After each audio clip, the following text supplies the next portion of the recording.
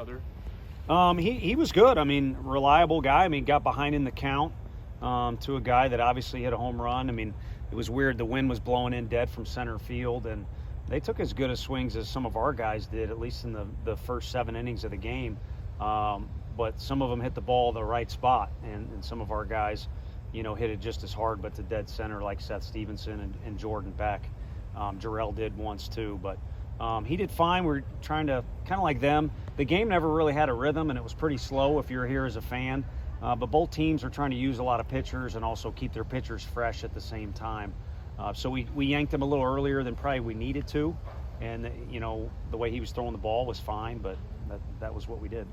Last few years, doesn't seem like you'll have had one set midweek guy. Do you kind of like having the stability? No question. I mean, in my opinion, the best pitching staff, I wasn't there, but recruiting-wise, you kind of want 4 starters. I mean, you get into a regional situation and you got to come out of the loser's bracket, or you get down to the SEC tournament like we did last year. You need a guy that is at least capable of doing it. But the other thing is it just relieves stress on everybody on a Tuesday when you know what you're getting. I mean, when the game started, normally these games, you want to win the first inning, and that could or could not happen. But it's nice to know exactly what you're getting, and that's what we had when Sean Hunley was a freshman. Was you kind of knew what you're getting, and Xander is a similar deal there. You told John Wilkerson on the radio yesterday that Blake Burke is probably your most talented bat on the roster. You feel vindicated after that? Yeah, he made me look smart. Now, he didn't finish that great, but what you saw, the 2 differences between the finish and the beginning is when he kind of takes his time and doesn't skip any. If it was a frame-by-frame picture, he gets in a hurry like a lot of freshmen and kind of skips some of those frames. But, when he takes his time to use that swing, to me it looks like Will Clark. Someone else has said that. I've also heard other comparisons, but the bottom line is he's very gifted at the plate. He's gifted at first base too, but he might have the highest ceiling out of everybody at the plate. This freshman class as a whole, I mean, you've brought in talent over your time here, but just where does this freshman class kind of stack up, and what is their potential as a group? Yeah, well, I think this is one where Coach Elander was able to get an equal start to everybody else. I know we've been here for a while, but recruiting happens so far in advance that you're a little late to the party like we were. Now, last year's class, kids like Brady House, we were pretty similar deal, able to get in early enough for those guys, but we got hit in the draft pretty good. So we've been able to hold some guys in the draft like Blade Tidwell, Drew Gilbert, Simo, obviously. I could list some others, Burke, Bernsey, but that's who's in Omaha is guys who said no to the draft. And then other guys who turn themselves into players or guys that are deserving of a pro opportunity like an Evan Russell. So a little combination of time settling in for us, but also now kids are seeing it's a great environment to play here. We're capable of competing in the SEC, so, it's not a bad option.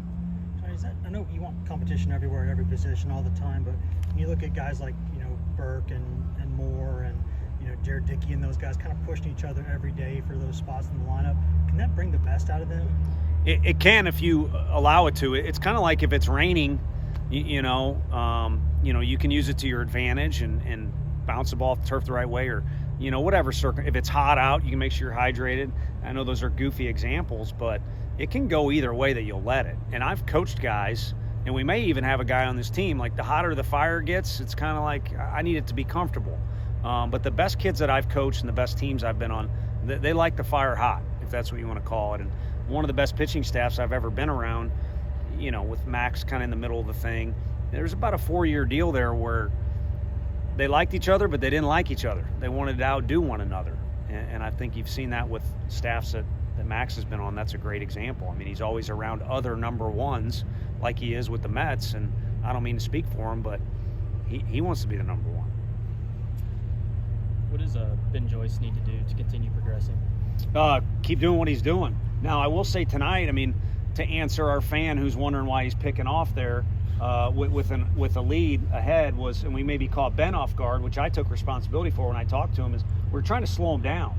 I mean, that guy's got a lot of adrenaline going on the mound. You can see it in his face. You can see it in everything. And obviously it works for him as it relates to the radar gun. But to maybe answer your question a little bit, he's going to need to learn to slow himself down and that not come from the dugout. So if you're looking for one little thing, it would be when situations come up when there's a runner on base or it's a little bit hairy, you're going to have to make sure that adrenaline works for you and you don't get going in too big of a hurry.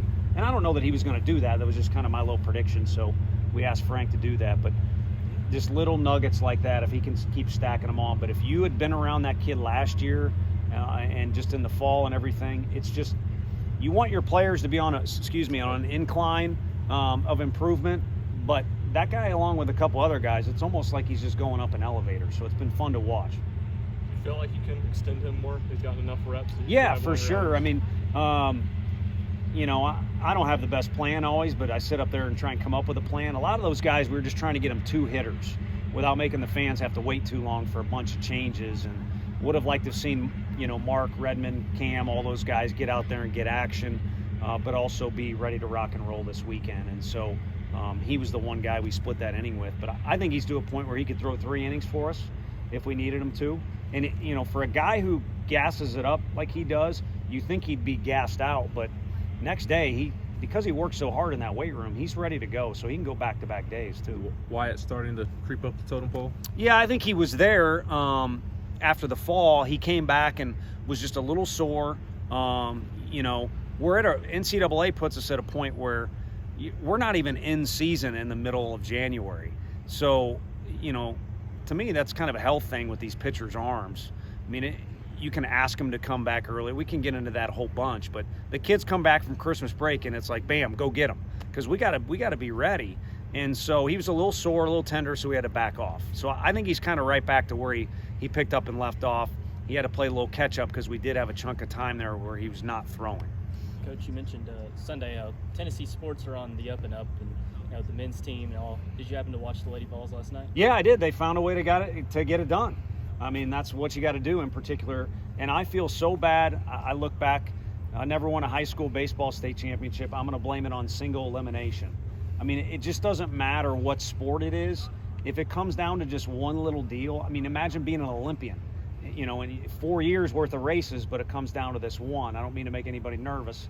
But that single elimination deal, a lot of quirky stuff can happen. And fortunately, we're in a sport or at a level where you get a little bit of room for error. But, you know, whether it's double elimination or single elimination, you just got to have some grit to you. And that group kind of has a little, someone else said it, I mean, it's pretty cool. There's a little Pat Summit in there, you know, and for obvious reasons. What happened in Jake Moore? Oblique deal. And that's not scary because it's not incredibly severe, but it's a little unnerving because that, like a hammy, can linger a little bit. So if it is a more serious one, like I said, then it becomes an issue where it can linger.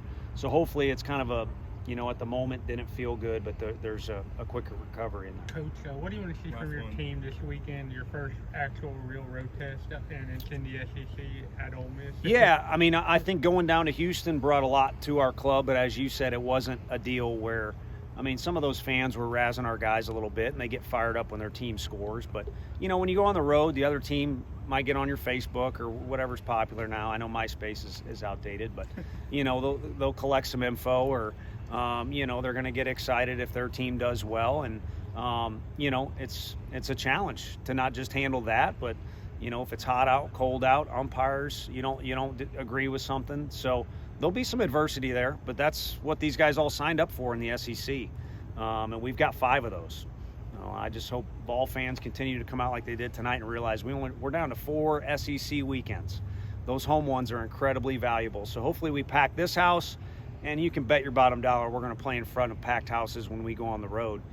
So the boys need to keep doing what they've been doing. Media has been the one that said it, whether it's, you know, Tuesday, Friday, Saturday, Sunday, road, neutral site, whatever. Our guys have been pretty consistent. You know, they haven't been perfect, but they've been kind of consistent how they approach things. So that would be my best answer on that deal.